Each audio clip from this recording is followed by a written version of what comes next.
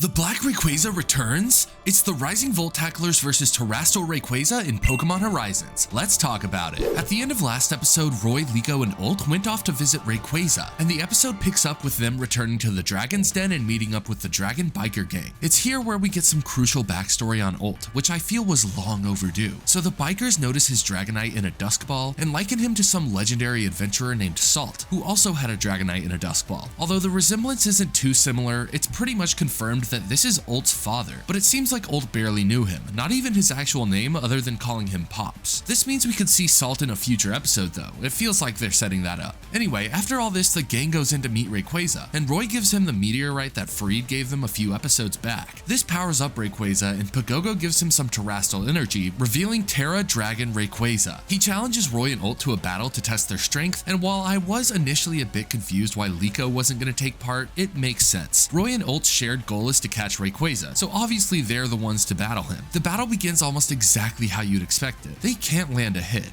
Rayquaza's sheer power is enough to stop that from happening, so they have to get creative. Kilowattrel flies towards Rayquaza with Sableye on his back. Sableye pretends to fall off and then hits Rayquaza point blank with Confuse Ray, leaving him wide open to a huge Supercell slam from Kilowattrel. This was an amazing strategy, but Rayquaza retaliates well, taking both Pokemon out. Now it's time for Mega Evolution, and seeing Roy's Mega Lucario and Ult's Mega Dragonite against this Terastalized legendary was crazy, dude. Some of my favorite moments are Lucario running up Rayquaza's back and landing a close combat right to the face, and Ult's Dragonite using Twister to counter Draco Meteor and send it right back at Rayquaza. Rayquaza manages to take out Lucario with Dragon Ascent and Dragon Pulse. Dragonite on the other hand survives, but gets taken out shortly after while protecting Skeledirge. This means Ult is out of Pokemon, which obviously means he lost against the Pokemon he aspired to catch. Roy on the other hand still has some fight left in him, and he uses some unique strategies. The first is to use Disarming Voice towards an indent in the wall to reflect it and gain more power. Then at the very end, Skeledirge digs its feet into the ground using Stomping Tantrum and is able to hold Rayquaza back while it uses Dragon Ascent. This was insane, and Roy's able to land a head-on flamethrower to win the battle. Now, it's unclear if Rayquaza actually lost the energy to battle or if it approved of Roy and forfeited. It's a legendary Pokemon, so I hope it's the latter, but I'm not going to complain too much about this. This battle was awesome, and it resulted in Roy catching Rayquaza. Wow, just wow. Ult's obviously sad, actually in tears, but he swallows his pride and congratulates Roy, which was very mature of him. He's grown so much in this series. At the end, Rayquaza heads off to gather the rest of the 6 heroes. I assume they'll all reunite at Laqua. I'm so interested to see where this story goes. It seems like we're nearing the end of this segment of Horizons, and if you want to know what happens next, drop a follow for weekly Pokemon Horizons reviews.